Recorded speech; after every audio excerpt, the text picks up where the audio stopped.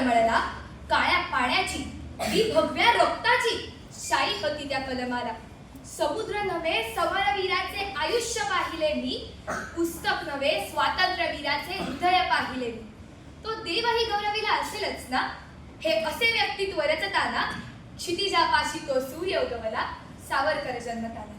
सन्माननीय परीक्षक आणि स्पर्धक मित्रमैत्रिणी, ज्यांच्याविषयी बोलताना शब्दोशब्दी आपल्याला आपल्या स्वतःच्या मर्यादांची जाणीव होत राहते, असे अमर्याद लोकोत्तर व्यक्तिमत्व म्हणजे स्वातंत्र्यवीर विनायक दामोदर सावरकर होय.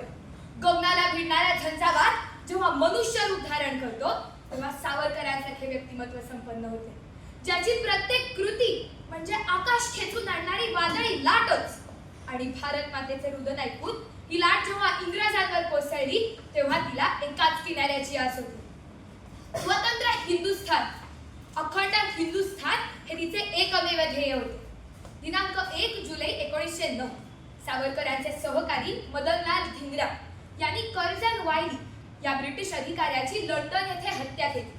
धिंग्रा प्रकरण आणि इंग्रज जगतांच्या कारवाया यांचा सावरकरांच्या मनावर अतिशय खोल परिणाम झाला. त्यासाठी वायुपालक म्हणून सावरकर लंडनच्या दक्षिणेस 50 मैल लांब ब्रायटन येथे गेले. तिथे त्यांचे सहकारी निरंजन पाल त्यांना भेटावयास आले. एके दिवशी दोघे समुद्र किनाऱ्यावर गेले असता समोर अथांग सागर बघून सावरकरांना मातृभूमीची अनावर आठवण येऊ लागली व तिची तीव्र ओढ वाटली. अशा या दुःखद परिस्थितीत सावरकरांनी त्यांची अतिव सुंदर हृदयस्पर्शी मातृभूमीचे श्रेष्ठत्व चितारणारी सागरास ही दिव्य कविता रचली. ने मजसी ने परत मातृभूमीला, सागरा प्राण तळमळला. या प्रसंगाचे वर्णन करताना पुढे निरंजन पाल म्हणतात, सावरकर अचानक एक गाणे गुणगुणू लागले. ते गाणे रचत असताना ते गातही होते हे विशेष. सावरकरांना आजूबाजूच्या सगळ्या जगाचा अतिशय विसर पडला होता. ते स्वतःच्या धुंदीत एकटेच गात होते आणि सावरकर गहिवरले. त्यांच्या डोळ्यातून अनंत अश्रुधारा वाहू लागल्या. सावरकर एखाद्या लहान बाळासारखे मुक्तपणे निष्पापपणे रडू लागले.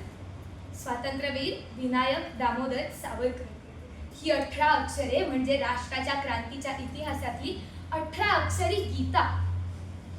अटल बिहारी वाजपेयींच्या शब्दात सावरकर म्हणजे तेज, सावरकर म्हणजे त्याग, सावरकर म्हणजे तो, सावरकर म्हणजे क्रांती, सावरकर म्हणजे तत्व, सावरकर म्हणजे तर्क, सावरकर म्हणजे तळमळ आणि सावरकर म्हणजे कविता.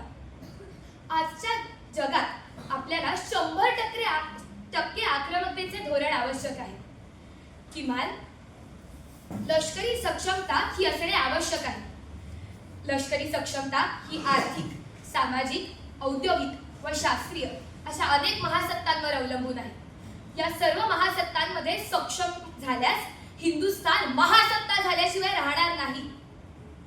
सावरकर म्हणतात, देवापासून देशाकडे जाताना